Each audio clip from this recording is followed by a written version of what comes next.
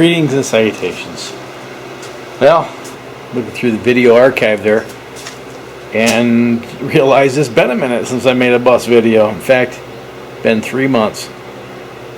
July 3rd was the last time I made a bus video. So what have I done since? Not a whole lot. But what I have done is I started working on some more cabinetry. So that there is the face frame for the pantry. So there's going to be a pantry between this cabinet and that wall that will fill this gap here. I tidied up the pecs for the bus heater up in the front. That there. I built this cabinet. This is like going to be like a shoe cubby, so you can take your shoes off when you come in the bus. I tidied up some of the wiring. What I'm going to end up probably doing is getting one of those like 210 board foot foam kits and encapsulating all this Romex in foam so the stuff doesn't bounce and case harden and break. But the lighting's pretty dark in here, so you probably won't be able to see a lot in here. But you see I started drilling a hole here for the shower drain, and I actually hit a seam, and it's really hard to get through there. I've already wrecked two of my hole saws, which weren't in great shape anyway. But a couple days before I broke my arm, I was working on drilling these holes, and I about broke my arm drilling that hole.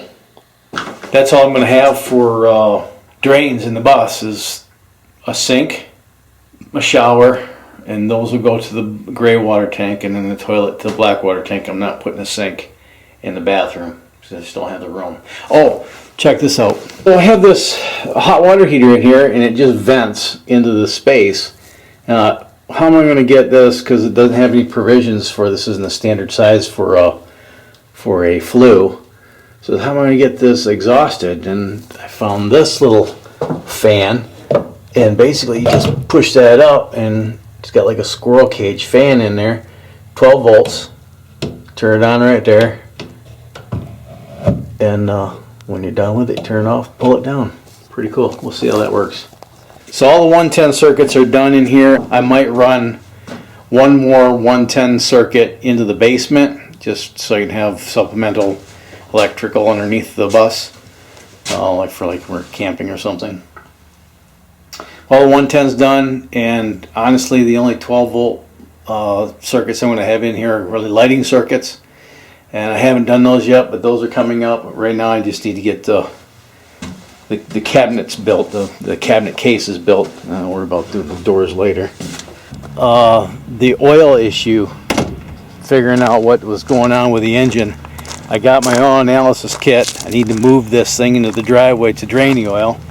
Before I can drain the oil, I need to buy an oil drain pan that's capable of holding 5+ gallons of oil. But I haven't done that yet. Soon. So the oil analysis kit that I got from Blackstone Industries. Blackstone Industries is a company that kind of caters to fleets, and they give the kits out. You don't get billed until you actually send the kit in for an analysis. So basically all it is a Tyvek envelope with a bottle in it. Actually 2 bottles. The cost for the analysis is $28. If you want some more information, just go to Blackstone Laboratories. Do a Google search for Blackstone Laboratories, or maybe if I have time, I'll put a link in the description if you're interested in.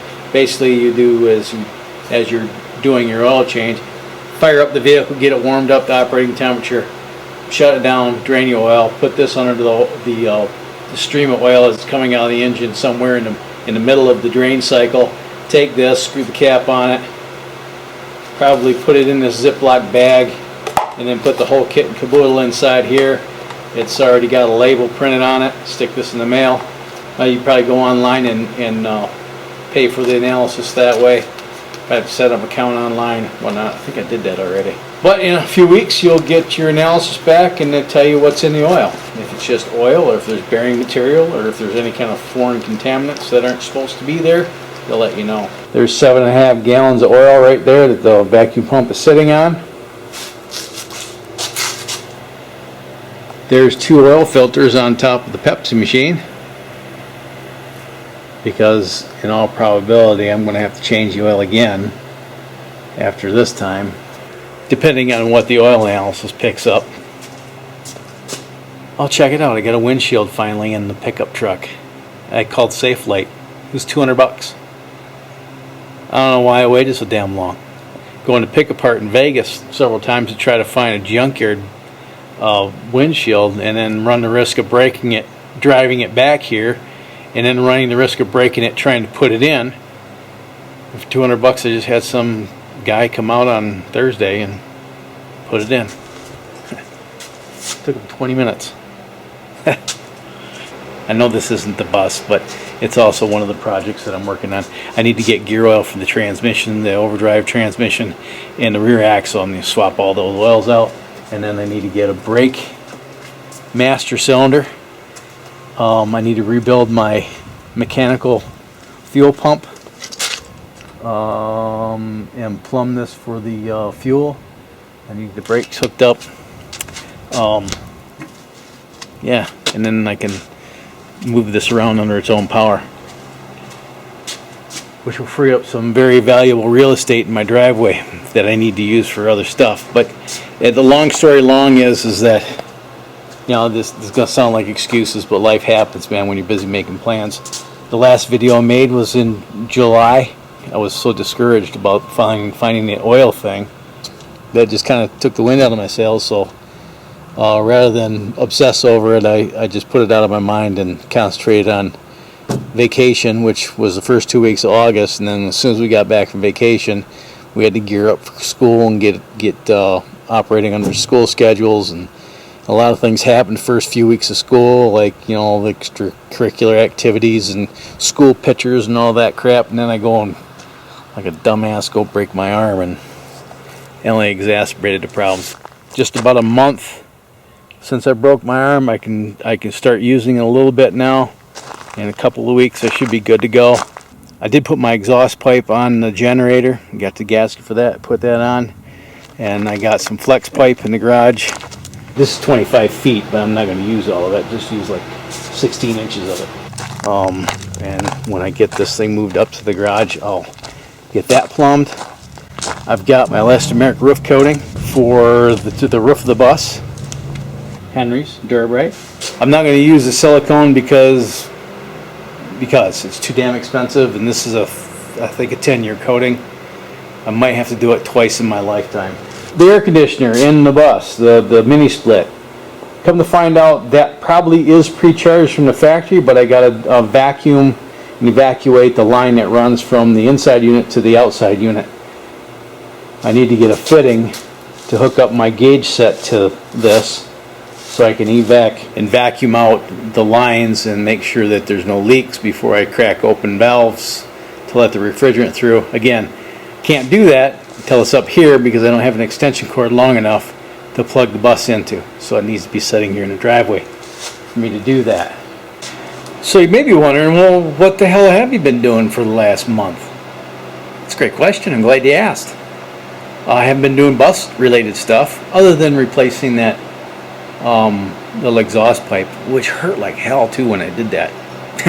What I've been doing is a lot of reloading related stuff, kind of replenishing my ammo hoard. I got into making powder coated cast bullets. What else did I do? I had 500 or 600 rounds of lipstick rounds that I bought from Acme Bullet Company. And these are sized .452, and 45 ACP is size .451. So depending on what brass I was using, the thickness of the brass, you know, would kick it out of spec and the bullets wouldn't chamber. So after After going through all my 45 rounds and finding the ones that would actually fit in a chamber and separate those from the ones that wouldn't, I took all these bullets apart and ran them through a sizing die, and I got to reload those. But I'm making my own bullets now. 105 grain 380. I'm making 180 grain 40, 230 grain 45. Currently, that's what I'm making. And then these are my new 45 rounds, powder coated black, orange 40s, and Kawasaki green 380s. Yeah, I got a lot of brass. That's probably a lifetime supply of bullets right there if I loaded them all. I would probably not have to reload ever again in my life. But reloading is a lot of fun. Almost as fun as shooting. And I've been doing some firearm maintenance, stuff that I can do one-handed. That's what I've been doing. So I'm healing, I'm on the mend. I should be right as rain in no time at all. And that's cool because I've lost about 50% of the muscle tone in my left arm. I'm looking a little lopsided. I need to start working out and get some symmetry back. If you wondered, that's what I've been doing. Sorry it's been taking so long, but life kind of happens, if you know what I'm talking about. But that's all I got right now. Appreciate you taking the time to watch this video. If you haven't done so yet, go down here and click the subscribe button. And share this with your vast social media network, if you're so inclined. If you like this video series, hammer away at that like button. And if you think it sucks, do the opposite. Either way is okay with me. And until next time, you have fun, stay safe, shoot straight, keep your powder dry, and have a splendid day. Bye now.